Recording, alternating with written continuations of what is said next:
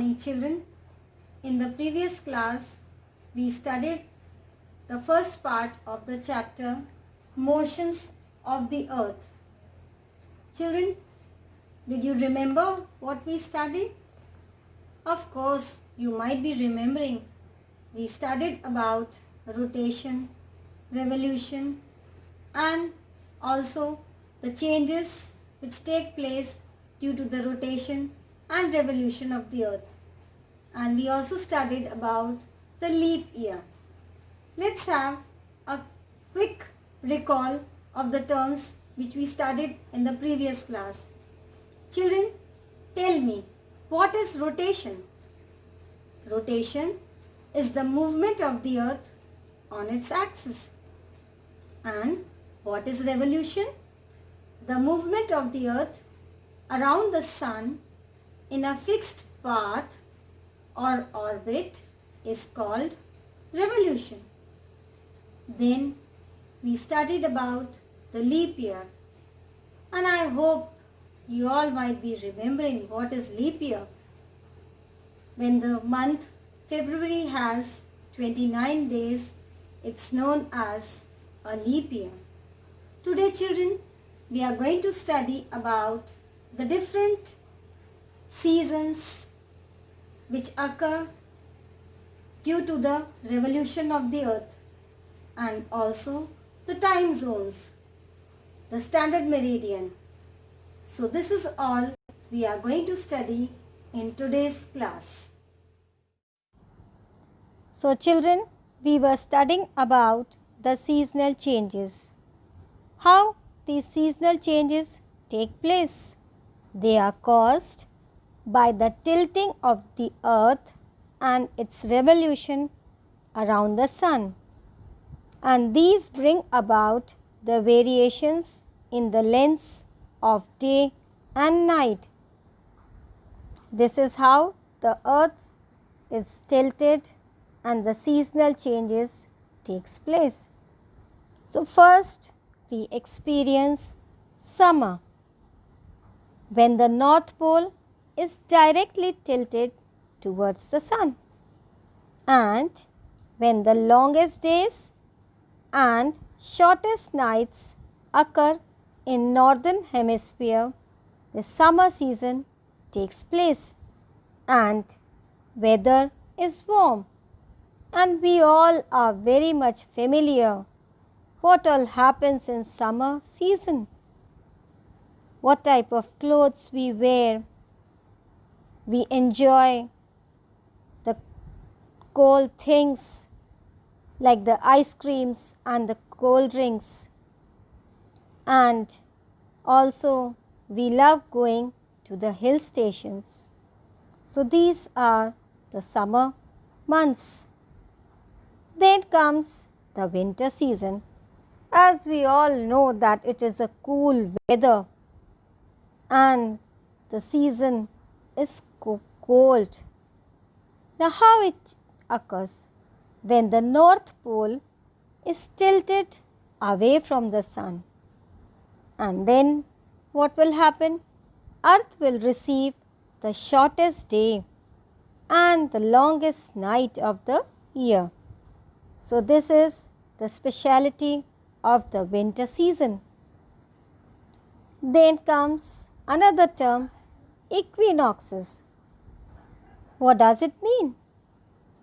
When days and nights are equal all over the earth. So what is the meaning of equinox? Equinox means equal day and night all over the earth. And these are the children different seasons which we occur in our country, on this earth, like winter, autumn, summer, spring. Now solstice. What does it mean? It tells the time when the sun stops its journey to the north as it rises every day. So in short, we mean solstice means sun stops. So this is the meaning of the term solstice. Now, you might have heard of the land of the midnight sun. What is this? The midnight sun is a natural phenomenon that occurs in the summer months in places north of the Arctic Circle or south of the Antarctic Circle, when the sun remains visible at the local midnight. I hope children you have understood what does it mean. The sun is visible at midnight in the summer months in the places north of the Arctic Circle or south of the Antarctic Circle. Children, can you imagine the beauty of the midnight sun when the sun is visible at midnight? How beautiful the scene might be. Now, we were talking about the 4 seasons, and we also talked about the equinox and the solstice. So, these are the different dates when the equinox and the solstice take place. So, September 23rd is autumnal equinox. This time the autumn season occurs in our country. June 22nd, it is the summer solstice. In this time period, usually we have summer season in our country. Then March 21, it's vernal equinox, that is the end of the winter season, and it's almost the season, it's quite pleasant at this time.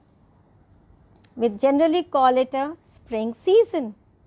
Then December 22nd, it is winter solstice. As we all know that December is the coldest month. Cold winter season is there in the month of December.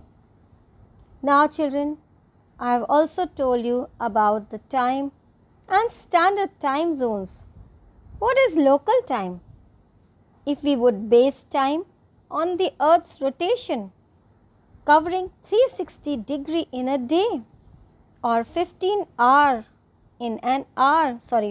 degree in an hour or 1 degree every 4 minutes, each meridian would have its own time. So, it's the local time. If we base time on the earth's rotation, then each meridian would have its own time.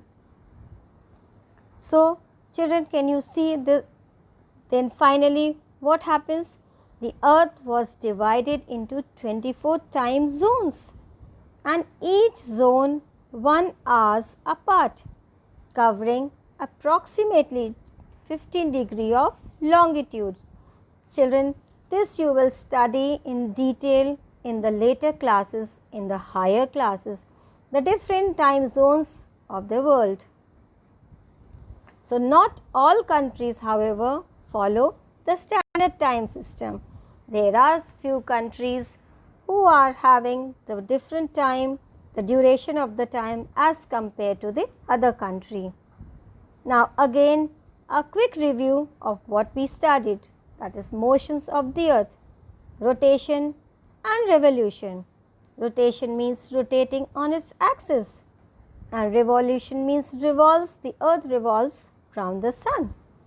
Rotation takes place for a period of 24 hours and revolution takes about a year or 365 days. Due to rotation, days and nights are caused. Due to revolution, there are changes in seasons. It rotates in an eastward direction. Revolution, it follows an elliptical orbit. So, these are the few points of difference between rotation and revolution. Now, children, we just talked about the solstice. Now, what is summer solstice and when does it occur?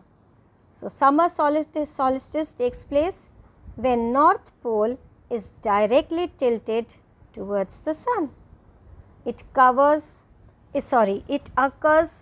every June 21st or 22nd, when it has the longest day and the shortest nights, and vertical rays of the sun strikes the Tropic of Cancer.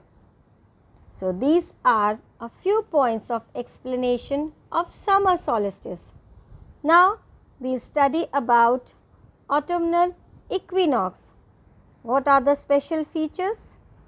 No pole is tilted towards the sun. So we can see it's flat, nothing is tilted towards the sun. It occurs every September 22nd or 23rd, and it experiences equal length of day and night, and vertical rays of the sun strike along the equator. So these are the features of autumnal equinox. Then talking about winter solstice. What are the characteristics?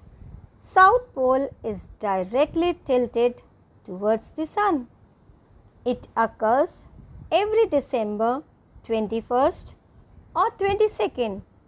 It has shortest day and longest night are experienced on this day, and vertical rays of the sun strike the Tropic of Capricorn. So these are the features of winter solstice. Now moving towards the spring equinox. What are the features? No pole is tilted towards the sun. It occurs every March 21st or 22nd, and equal length of day and night is experienced, and vertical rays of the sun strike along the equator. So children, these are the features of spring equinox. That's all for today. Children, go through the chapter for proper understanding and draw the diagram of the revolution of the earth and seasons in your notebook. I hope you are now familiar with the terms we studied in the previous class and also today's class. Write down all those terms in your notebooks and also the proper definition of all those terms. Till now, thank you. Have a good day.